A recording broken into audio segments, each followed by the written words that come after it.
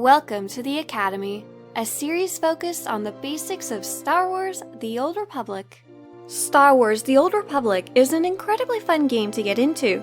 The cutscenes are some of the best you'll find in any online game, and the class stories will take you on a journey to a long time ago, set in a galaxy that exists thousands of years before the Star Wars movies take place. In the game, you can play as one of 8 classes, each one with a unique story and combat style that range from the clever and cunning Imperial agent to the noble and powerful Jedi Knight. Whether you're new to online gaming or have more experience, if you enjoy Star Wars, I would definitely recommend trying out Star Wars: The Old Republic. In fact, when current Old Republic players were asked if they think SWTOR is worth trying, a large majority answered yes. In this video, I'm going to be going over many tips particularly for new players. Before I do though, I have something to say. If you have any questions that aren't answered here, feel free to leave me a message in the comments. I'm really happy to help you figure things out. If you're looking for more info about the game in general, like how to craft or what class to choose, check out the rest of my channel and my playlist called The Academy. It's a series of videos focused on the basics of Star Wars: The Old Republic. Number 1. Before you make your Star Wars: The Old Republic account, you can use a subscribed friend's referral link so you can get some free goodies in-game. If you are returning to the game after a break and have subscribed in the past but aren't subscribed now, you can also use your referral link to get a free 7 days of subscription. Make sure to use them well. See the description of this video for a link to more info about referral codes. Number 2. Be aware of what's available when choosing a server. At the time of making this video, the developers are getting ready to merge the servers to make it easier for players to play together. If you're in North America and live towards the east, you'll want to choose the Starforge server. If you live near the west, you'll want to choose the Satele Shan Server. If you live in Europe and speak English, you'll want to choose Darth Malgus, and if you speak French, choose the Leviathan, and if you speak German, choose Tulak Hord. All East Coast servers will now be merged into Starforge, all West Coast servers are being merged into Satele Shan, and the European language servers are being merged into one server each respectively. Number 3. Choose a class that seems interesting to you. There's no best class, and they are fairly well balanced. The most commonly chosen classes are the Jedi Knight, followed by the Sith Warrior. If you need more help choosing a class, I've made a video called "Which Class Should I Choose?" that you can watch. Number 4. Be aware that only certain advanced classes can heal or tank. So if you want to play one of these roles, make sure to pick a class and advanced class that allows you to choose those roles. All classes can be DPS, which means they focus on dealing damage, but only Smuggler Scoundrels, Imperial Operatives, Jedi Consular Sages, Sith Inquisitor Sorcerers, Trooper Commandos, and Bounty Hunter Mercenaries have the ability to heal. And only Jedi Consular Shadows, Sith Inquisitor Assassins, Jedi Knight Guardians, Sith Warrior Juggernauts, Trooper Vanguards, and Bounty Hunter Power Techs have the ability to tank. Oof, that's a lot of info. Just look at the chart on the screen instead. That doesn't mean it's the only thing those advanced classes can do. You can switch between being a healer in DPS, or tank in DPS on those advanced classes. Number 5. You cannot change your character's class or advanced class after you choose it. You will only be able to change your specialization within that advanced class. For example, from DPS to healer. This specialization is called your combat proficiency, and each advanced class has 3 to choose from. Players often swap between them for fun or to help fill the needs of their group when playing together. Number 6. On a free-to-play account, you will only have access to playing 3 races: humans, cyborgs, and Zabraks. There's a variety of ways to unlock the other races, but all of them are difficult to do on a free-to-play account. Your species does not have a major effect on the game, so pick the one that interests you the most. Subscribing unlocks more options, while others can be unlocked through playing the game, and even more, like the Cathar and Togruta, can only be purchased on the cartel market or from other players with credits. If you want to know more about unlocking races and your character's appearance, I've got a video called Character Creation and Appearance you might want to watch. Number 7. If you reach Dark Side level 1 or higher, your character's appearance might start to change, including their eye color and skin color. This Dark Side corruption can be toggled on and off from your character sheet, but to turn it on and off, you'll need to press the tiny icon of a piece of armor to access the setting. Number 8. When choosing a character name, you can have a space in it to make a first and last name. You can also use up to 2 apostrophes and 1 dash in your character name. Number 9. Some players also use accented symbols to get their dream name if it's already taken, but these symbols can make it difficult for other players to message you or invite you to their group, as they can't easily be typed as normal letters. Number 10. Each class has its own storyline, and each faction has its own storyline per planet. If you're on a free-to-play account with a limit of 4 characters per server, I'd recommend choosing 1 Imperial character and 1 Republic character, so you can explore both sides of the planetary stories instead of doing the same one twice on the same faction. Number 11. With the United Forces update, free-to-play players can now have 4 characters per server, but you could make 4 more characters on another server, 4 more on the next, and so on. Keep in mind though, your characters on different servers do not share anything together. They're completely separate. At the time of making this video, there will be only 5 servers, so if you plan on playing exclusively free-to-play, you should have just enough slots to make 1 of each class across 2 servers, or 20 characters altogether. Number 12. If you're playing with a friend, make sure to choose characters on the same server and same faction, or you won't be able to play together. It's also recommended to pick 2 different classes that start on the same planet. These class pairs include picking a smuggler and a trooper, a Jedi Consular and a Jedi Knight, a Sith Warrior and Sith Inquisitor, or picking an Imperial Agent and Bounty Hunter so you can start at level 1 together. Otherwise, you're gonna have to wait till you finish your first planet around level 10. Number 13. The game uses cutscenes to advance the story, and the choices you make can affect your storyline. If you accidentally make a wrong decision or didn't like your conversation choice, you can quickly press Escape to exit and redo the cutscene as long as the cutscene hasn't ended yet. Number 14. If the cutscene has already ended and you really don't like the choice you made, in some situations, you can open up the quest log and reset the quest as long as you aren't currently located in an active phase and don't mind restarting the quest from the beginning. This doesn't always work, but it does sometimes. Number 15. If you're interested in doing every single quest in the game, the first thing you'll want to do once you're in the game and can run around is open your map by pressing M.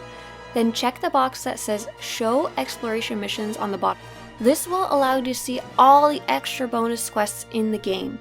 They are hidden and deactivated by default. Conversely, if you only want to see the most important quests, follow the quests that have purple symbols on the map and over quest givers' heads. Just ignore the yellow ones. Number 16. As you run around, you might occasionally get stuck in things like rocks or trees. If your character ever gets stuck, open the chat window by pressing Enter and type /STUCK /stuck to get teleported away. Try not to get stuck in the same place again because this /stuck function has a 2-minute cooldown. Number 17. Free-to-play players cannot use chat to talk to other players until level 25. This restriction mainly exists to keep spammers out of the chat channels, but don't worry, level 25 comes pretty quick and you should reach it by your 2nd or 3rd planet. Number 18. The only way Republic and Imperial players can talk to each other in the open world is the /say channel. So if you're on a Jedi and want to say hi to a nearby Sith, type in /SAY or select it from the yellow speech bubble drop-down menu on the bottom left of the chat menu before you type your greeting to them. Number 19. While running from quest to quest, press the numlock key on your keyboard to auto-run. You can then use your mouse to adjust the direction you're running in. Number 20. Your legacy is something shared between all your characters, so when you finish the first chapter of your story and a panel pops up asking you to choose your legacy name, choose wisely. This name doesn't have to be unique, unlike character names.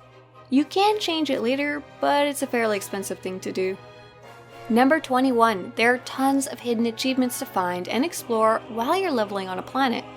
If you enjoy achievements, they can be found on your legacy panel, which can be accessed by hovering over the symbol of a person on the menu and then choosing Legacy, or by pressing Y on your keyboard.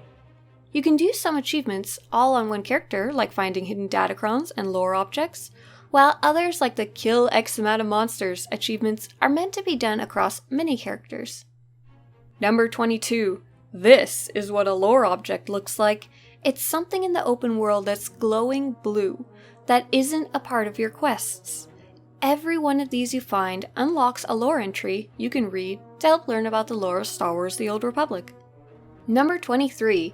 Every planet you visit while doing your main class quest has hidden datacrons that boost your stats across all your characters on your server.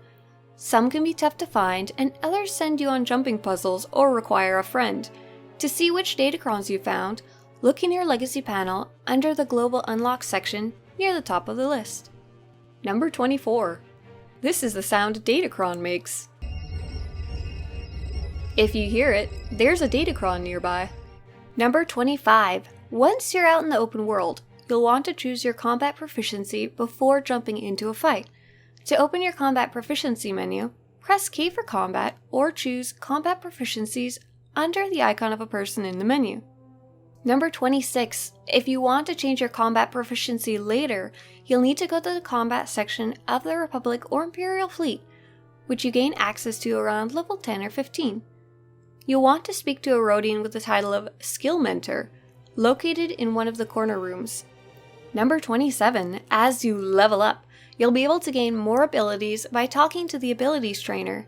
Take the time to hover over and really read each ability to find out what it does. It's easier to learn your abilities as you get them instead of trying to learn them all at the end. Number 28. Some abilities are meant to be used defensively.